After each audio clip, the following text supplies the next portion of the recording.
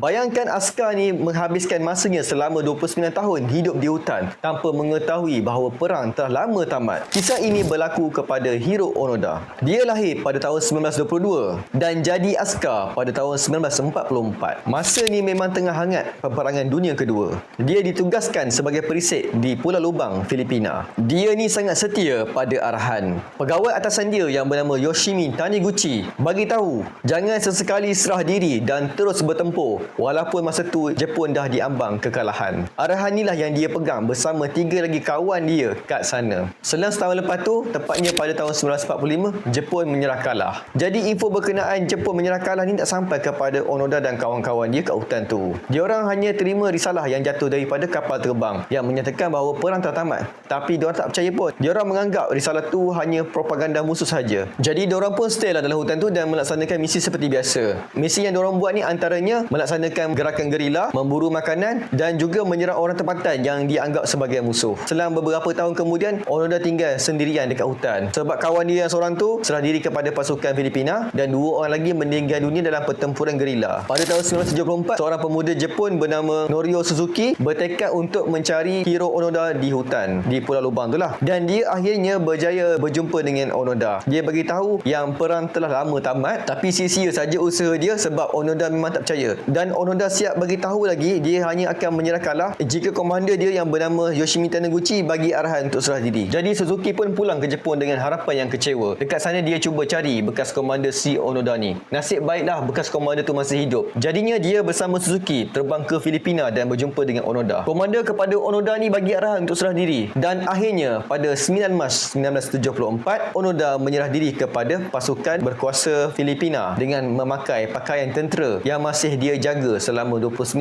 tahun. Lepas tu Onoda pulang ke Jepun dan dia disambut sebagai wira. Tapi masalahnya dia tak dapat biasakan diri Jepun sebab dah banyak perubahan berlaku. Jadi disebabkan tu dia pun pindah ke Brazil dan memulakan hidup baru sebagai seorang petani. Tapi tak lama kemudian dia kembali semula ke Jepun dan menghabiskan sisa hidupnya kat sana. Onoda meninggal dunia pada tahun 2014 di usia 91 tahun. Itulah sedikit kisah berkaitan Hiro Onoda, seorang yang setia pada arahan dan sangat cinta pada negaranya. Jadi sebagai rakyat Malaysia juga, kita perlu contoh sikap macam ni. So jumpa lagi di konten yang akan datang. Sila like, follow dan share. Terima kasih.